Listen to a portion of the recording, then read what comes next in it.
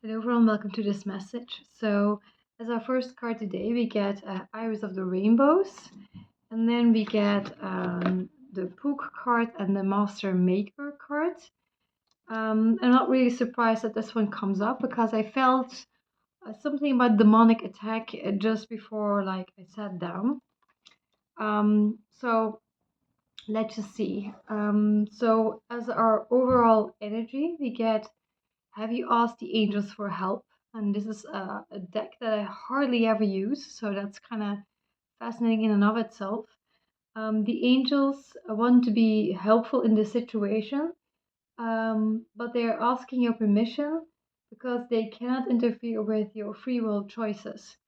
So it could be that the angels want to say, like, if you are like dealing with something, that the angels want to help you out, pretty much, right? So the angels want to help you out, but they are asking you whether they have the permission to help you out because they don't want to interfere with your free will choices. And then we have new beginning and birth. So there is something about maybe that the angels could give you a new beginning, perhaps. Maybe the angels could give you a rebirth, or they could help you start anew somehow. So I think they have some kind of replenishing energy for you, a reset, something of that sort. And there's also something strange happening here because we have Eyes of the Rainbows, which is a messenger card. A messenger, like you being a messenger between heaven and earth, or like just being a messenger.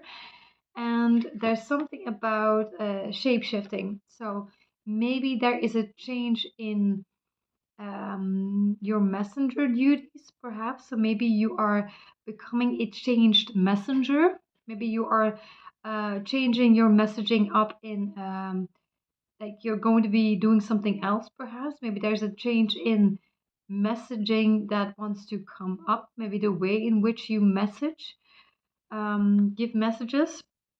But it could also be because the Pook card can also sometimes talk about that although Pook is a shapeshifter, maybe oftentimes he stands still, right? So it can most definitely also be a card of like, no, I'm going to stand my ground and I'm not going to change the way I do, the way I am a messenger. So it could be that as well, because the Master Maker card kind of pertains to that, because the Master Maker card is Satan seeking to say like you are going to go on this route and this is what you're going to be doing, and but it could just as well be a standoff where you're like, no, I'm going to be deciding what I'm going to be doing, and this is going to be my path, Satan. This is what I'm going to be doing. So when we get these two together, it kind of suggests that Satan wants to change the way in which you give messages, perhaps. Maybe he's trying to influence you in the way in which you give messages. And maybe it's very important that you stand your ground and that you keep giving messages the way you have been given messages recently or have always given messages, so that you don't change this. So there's something about that.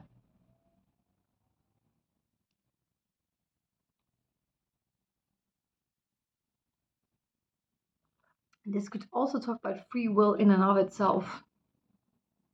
So maybe Satan is seeking to create a new beginning. Could be that as well, right? Maybe Satan is seeking to create a new beginning, and but this is not in alignment with your free will. So it could be the angels speaking to you and saying that this is against free will, what is happening, and this new beginning is against free will. So you are supposed to ask for permission before you interfere with human affairs. So it could be that the angels are saying like Satan is seeking to interfere with human affairs, with your free will choices. So maybe they want to put you on notice about that. That he's seeking to change your path in some kind of way, especially as it relates to the way in which you give messages, quite likely. The how you are a messenger. And then you have She of the Kruak, which is a card of looking from a non-egoic lens, from a non-identity kind of place, and you get unity. Unity.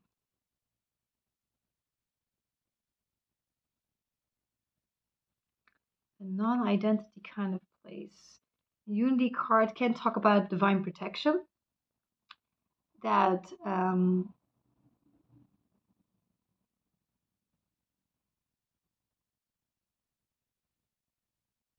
that you're being given divine protection, perhaps. It's not really clear. So something maybe extra needs to be added here.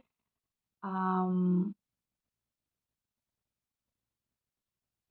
so you are being protected, divine protection.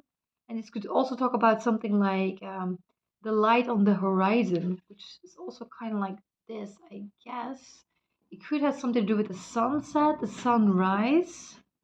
Because yesterday I wrote a prophecy about sunset and sunrise, about you enjoying every sunrise, and maybe also um, moving away from screens as soon as uh, sunset takes place. So it could have something to do with sunrises and sunsets, which you also see here. This looks a little bit like the Unity card here. So this would be the sunrise, and this is like the sunset here in the background.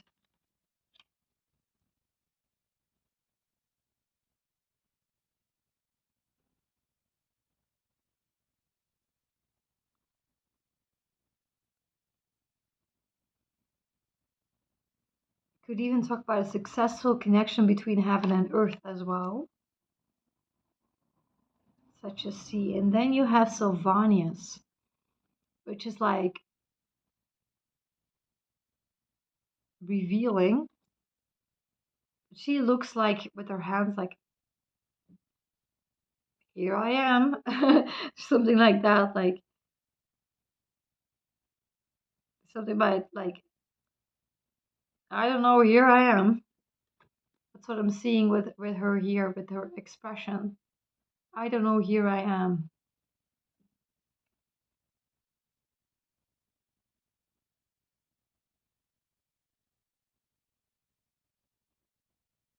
As though she's like rising out of some kind of draining situation.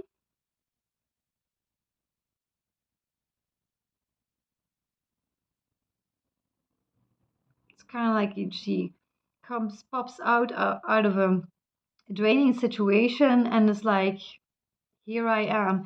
It makes me think a little bit about, at first I thought it was a pumpkin, but I think it's actually quite nastily like if you have like a tick and it's like, uh, when a tick like attaches to your body and it sucks like blood, it looks like you are coming out of that. So that's kind of fascinating. So what could that mean? That you have been drained by a situation. So you have been drained by a situation.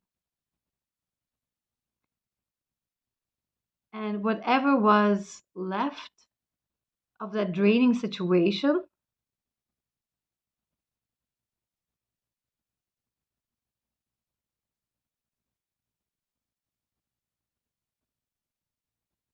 whatever was left out of that draining situation, and it's kind of fascinating because another card you actually wanted to come out. Let's just get that card. Because this was like the card that originally wanted to come up, but I put it away, which was Vacuum Away Your Fears. Call on the angels Michael and Raphael um, to remove the fear-based energies around you, your environment, the situation, everyone that is involved, to remove that. So this could be like fear-based energies in your environment, perhaps. There could be fear-based energies in your environment. It could be draining you, perhaps. Maybe the angels can take this away, can take this fear-based energy around you away.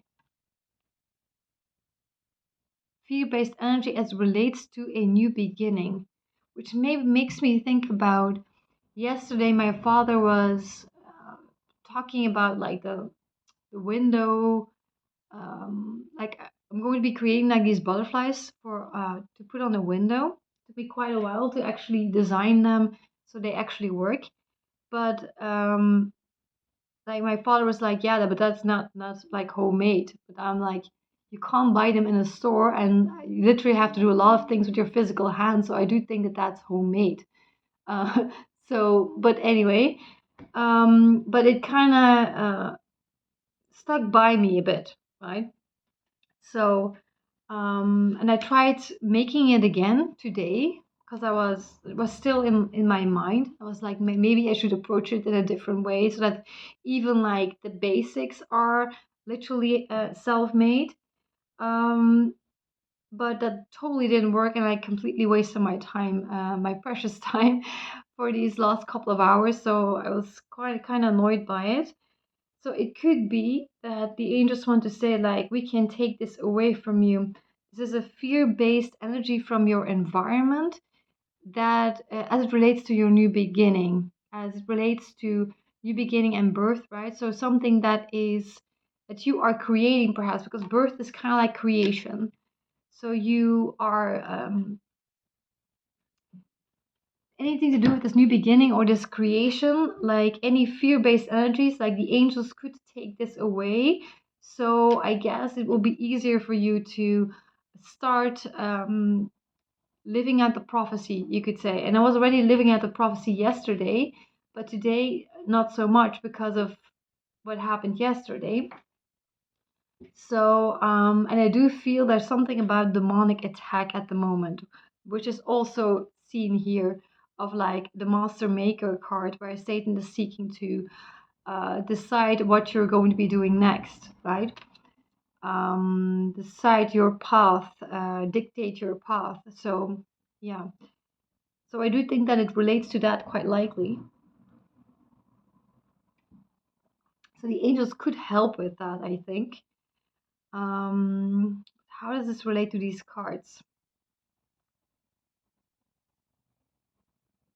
So you're coming out of a draining situation, and it's like, here I am. I don't know, here I am.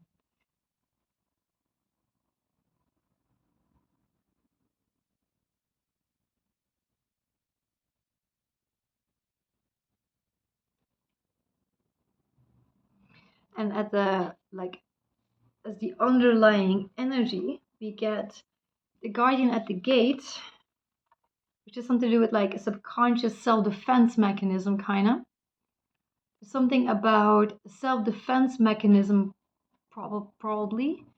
And there's something about narcissism, because family in law is my card here that relates to narcissism and family as well, family and narcissism. And it says here uh, to break those ties, and it says, um, ask Archangel Michael to remove your attachment to fear that have something to do with old relationships so that you are freed of destructive patterns. So it's kind of like a little bit self-sabotagey in a sense, because like I could have done something else today and I wasted my time, right? It's totally okay. It's not that much time that I lost, but it's still something that didn't um, contribute, right? So I do think that perhaps Archangel Michael is seeking to talk about that, that your angels are seeking to talk about that, that they can help you to release you from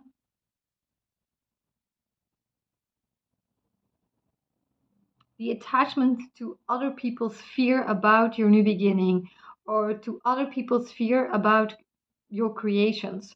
So maybe this could be because I didn't even realize it, that I may have picked up on my father's fear as it relates to what I am creating.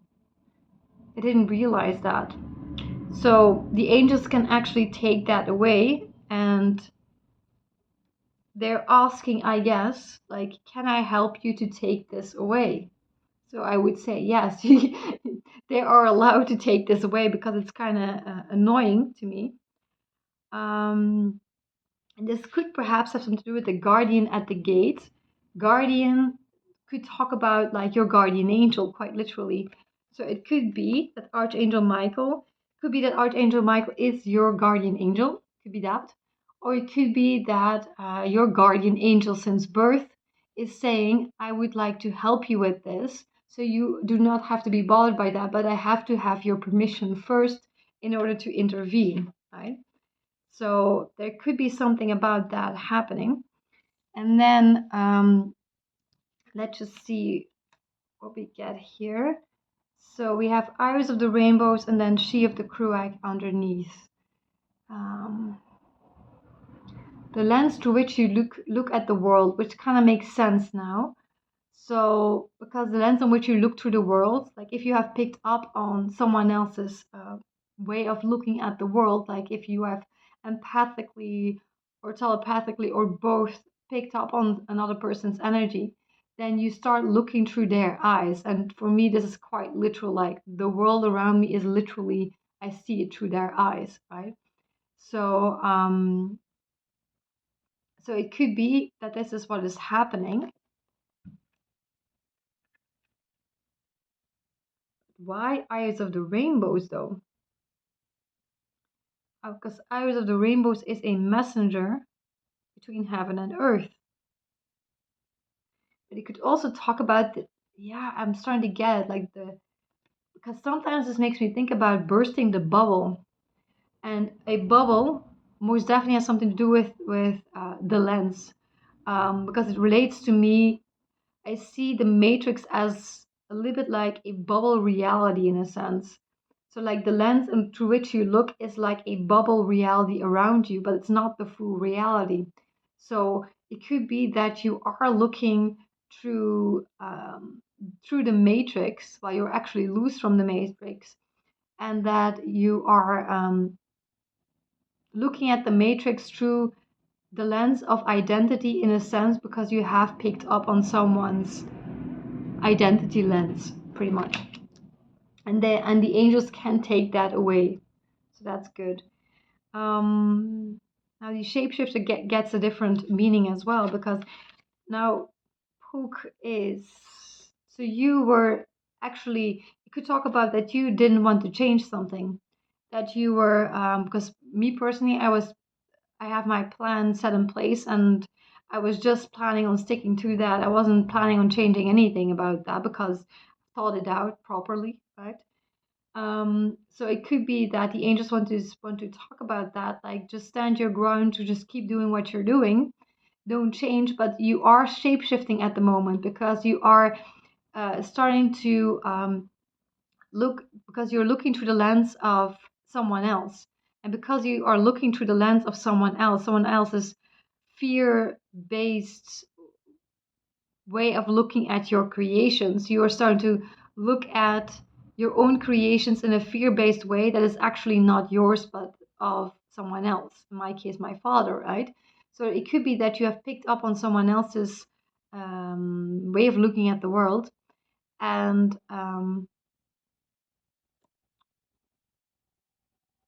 but this new beginning is protected. I think that's what this is talking about, the combination. This new beginning is protected. New beginning is protected by your guardian angel.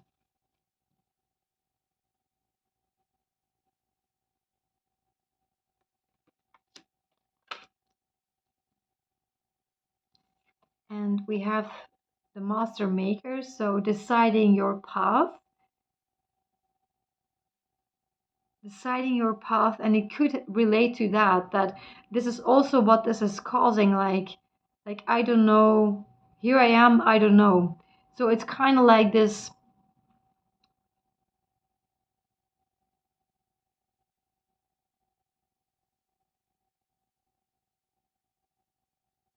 it's kind of like you're popping up out of the situation, and then you are someone else in a sense because you have picked up on this person's energy, right? And it's like, I don't know is because you have picked up on the other person's energy, and the other person is kind of like, I don't know.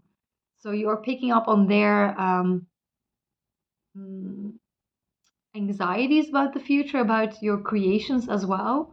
Their anxieties about your creations, their anxieties about the future, like mostly in this case, like their anxieties about what you are creating. And their I don't knowness, right? I don't know how you should call that. I don't knowness. It's like their confusion, I guess.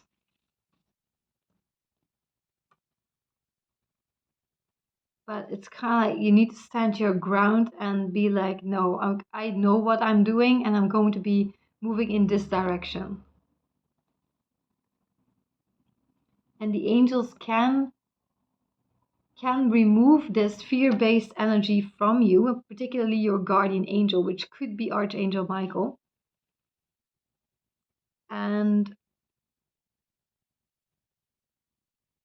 as it relates to family or a narcissist. So let's see.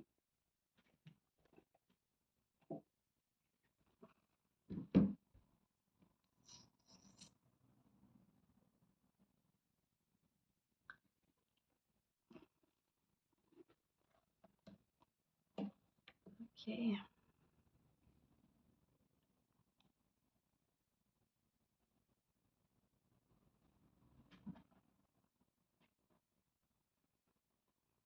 Mm,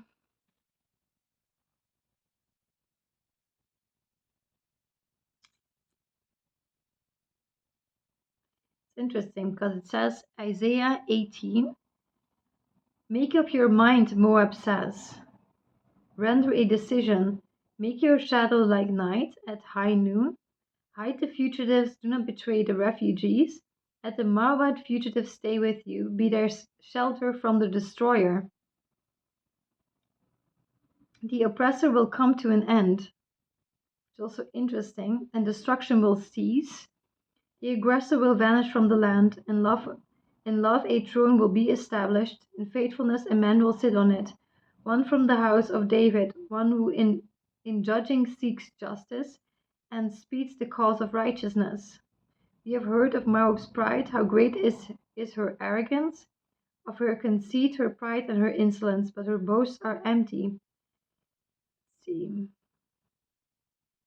don't really feel I should read all of that. But the part about make up your mind, Moab says, render a decision. Make your shadow like night at high noon. Hide the fugitives, do not betray the refugees. Let the Moabites fugitives stay with you. Be their shelter from the destroyer. The oppressor will come to an end, and destruction will cease. The aggressor will vanish from the land, and love a throne will be established. In faithfulness a man will sit on it. One from the house of David, one who in judging seeks justice and speaks the cause of righteousness. That's what I'm feeling. So let's see. And it's kind of interesting because this is a card of oppression. Card of oppression. And it says everyone the same. So when you are becoming like other people, it is quite oppressive, you could say. It's quite oppressive to you to become like another person. Everyone the same, right? Like another person. So, and I find it very interesting because we have Archangel Raphael. The angel with the healing powers is with you while he is supporting your healing work. So currently, I think you are healing, and Archangel Raphael may quite literally be supporting that healing journey and healing you perhaps, or supporting your healing journey, because there's something about you being suppressed and like these healing hands, and you have healing hands here as well by being put on your shoulders. makes me think about stress, perhaps. Maybe your stress is healing because you are, as you are being removed from the energy of other people, I think. So I do think your stress quite likely comes from the energy of other people and not so much your energy. And your stress might come from their fear based way of looking at your creations or their fear based way of looking at the world. But you are not like the others.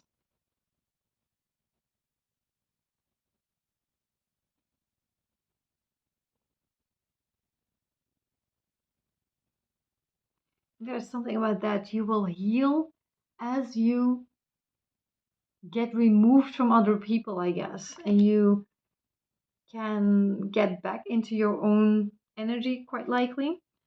Let's see.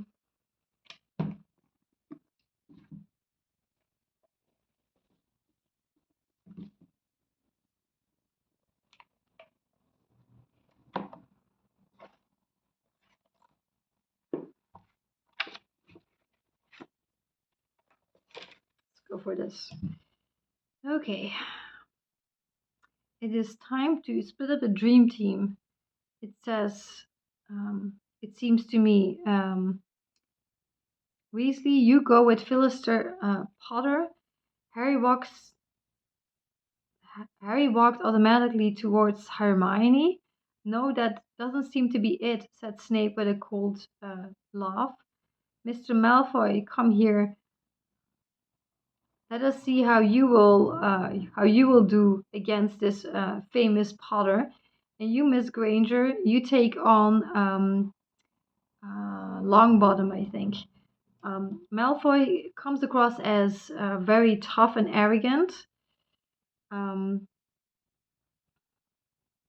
and behind him, there's like a girl from Slytherin who is showing to.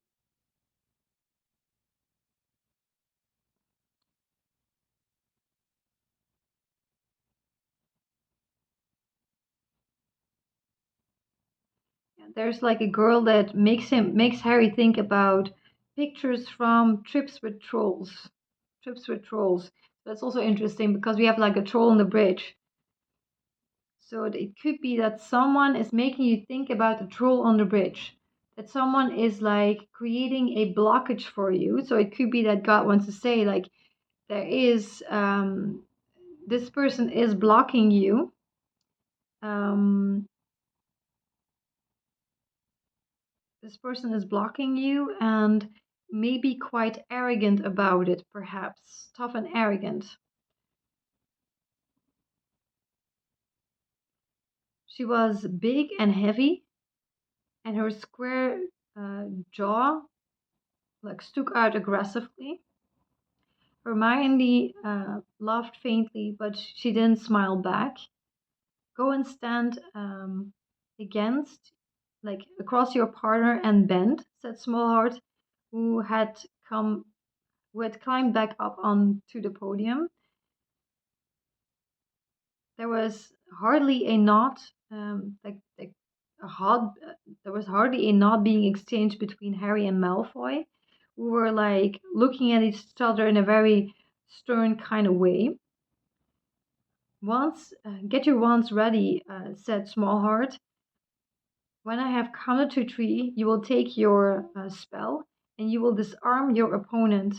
Only disarm. I don't want any accents. 1, 2, 3. Harry waved his wand over his shoulder, but Malfoy had already started at 2. His spell, took Harry with such power that it was as though he had been hit upon the head with like a frying pan. He wobbled a little bit, but he still seemed to function. Harry didn't waste any more time. He aimed his wand at Malfoy and said, Rictus Sempra. Um, a beam of silvery light hit Malfoy in the stomach, and he was gasping for air. Um, Only this arm, I said Small Heart, was shook over the heads of the dueling students, while Malfoy fell on his knees. Harry had struck him with a tickling spell, and he had to laugh so hard that he could hardly move. Harry waited a little bit, with the vague idea that it would be not very sporty to bewitch Malfoy, as he was already laying on the ground, but that was a mistake. Malfoy took a deep breath and aimed his wand at Harry's legs and said, Tarantalegra, and like a little bit later, Harry's legs started to dance uncontrollably in a sort of quick step. Stop, stop, said Smallheart, but Snape intervened. Finiti incantatem, he said. Harry's feet stopped dancing, Malfoy stopped laughing, and they could look around themselves again. So what could this talk about? Perhaps this could talk about that, perhaps that you were giving someone grace, that you were being quite sporty in a sense, right? Like showing someone grace and being kind to someone. Um, but that they didn't didn't return the favor, you could say. That you weren't met with the same kind of grace back. And it could be that the angels may be like Snape intervening, who say stop with all of this, right?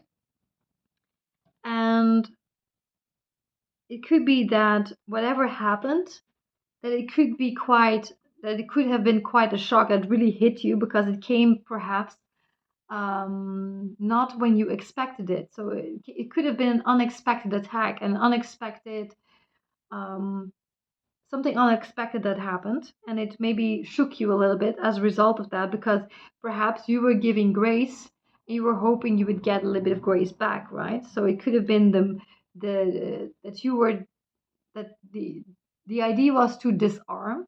So it could talk about that that you were quite disarmed and that the conversation was supposed to be about two people being disarmed and not attacking each other further, for example. And this is not what happened, right? So you got attacked anyway, but it may have shook you a little bit because you thought you were coming to this conversation or you're coming to this situation in a disarmed manner and you were expecting the other to also be disarmed, right? So I do think it perhaps talks about that. And that the angels are seeking to put a halt to what is happening here pretty much. I think that likely is what this is talking about. So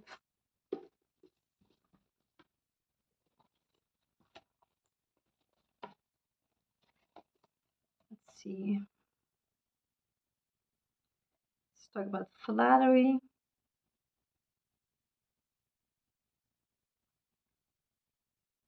Here. That last dart was unnecessary, Your Majesty. Knowledge of the sort I have used to master you does not contaminate itself with vulgar indulgence in vanity. Truth is the one and only thing in the world that can stand ridicule. I am hoping that the 100 million or more drifters you control in the United States alone will seek my shrine to scoff at my interview with you. Some of them will remain to pray. Now let us continue with your confession. What is wrong with the principle of flattery? You use it, do you not? So I think this just talks about that this last dart was unnecessary. Knowledge of the sort I've used to master you does not contaminate itself with vulgar indulgence and vanity. So I do think that the angels want to say, quite likely, that what happened was an unnecessary dart. That last dart was unnecessary. So I do think that the angels are also like that. This was not necessary. This What happened was not necessary, and they do not agree with what happened, quite likely. So they are seeking to intervene with the whole situation.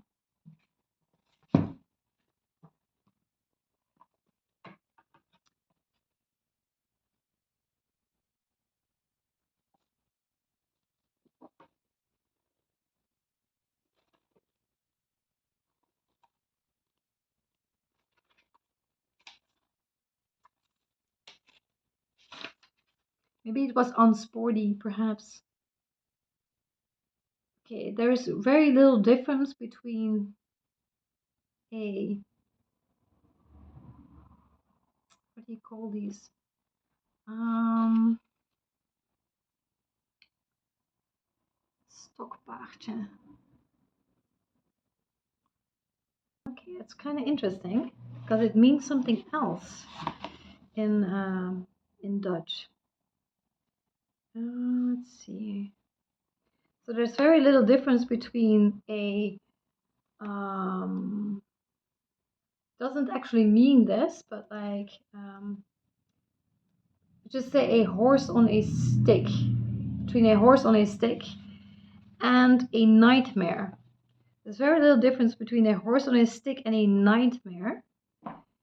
And nightmares to me come from Satan, quite literally. So it could be talking about that there's very little difference between what happened and between a demonic attack by Satan. That there is very little difference between these two things. So it could talk about that. The remark that my father made was to be called demonic. So let's see. Um, so figuratively, this is a subject that someone is very enthusiastic about and that someone keeps on mentioning over and over again. It's like a favorite team, a favorite idea, or a hobby that you are attached to. And it can be also very exhausting and very long-winded when a person starts talking about this favorite topic, for example. Um,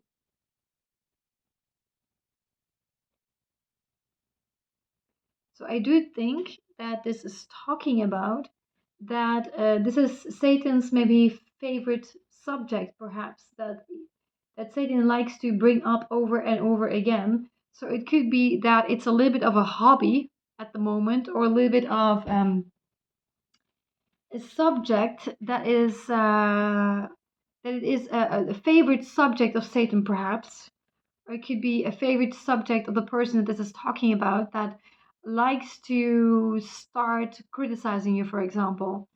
Like there is something about that this is Satan's favorite topic, perhaps.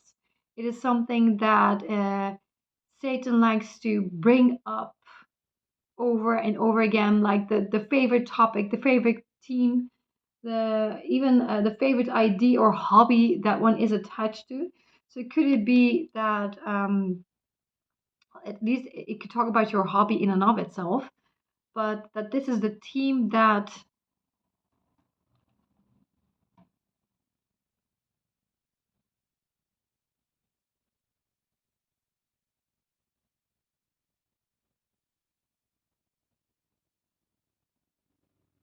this is very close to a demonic attack. This team that likes to be brought up, and it could also be that your hobby is starting to become like a nightmare. It's starting to become like a nightmare, perhaps. So something that someone likes to bring up as a favorite subject, you could say, but just becoming a little bit like a nightmare, or this favorite subject is becoming very much like a demonic attack. And the angels are perhaps saying this is uncalled for. This was unsporty. This was um,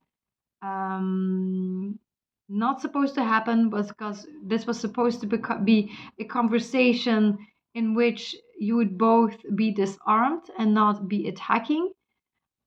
So one would not be attacking unsportly the other person who is actually um, removing the guard, I guess, like removing, like coming unarmed. So the other person was supposed to be coming unarmed as well. And this last dart was unnecessary. So I do think that the angels do not agree with what is happening, especially I think the arrogance with which this happened as well. They do not agree with that. So they have a problem and they are seeking to intervene in this situation, and they're pretty much like asking you, can I help you to can I help you with this? Pretty much is what your guardian angel is saying, or the angels are saying. Can I help you with this whole situation? So I'm wishing you a very beautiful and like, can I help you in the sense like, can I put a stop to this? So the angels are seeking to put a stop to something of an unsporty kind of way where someone has a favorite subject and the favorite subject may be demonically attacking you. So could be the case. And it is uncalled for. So the angels are seeking to intervene by putting a halt to it, quite literally, and also by helping you to remove all of this fear-based energy from another person so you can just do your thing. So I'm wishing you a very beautiful day ahead, and bye-bye.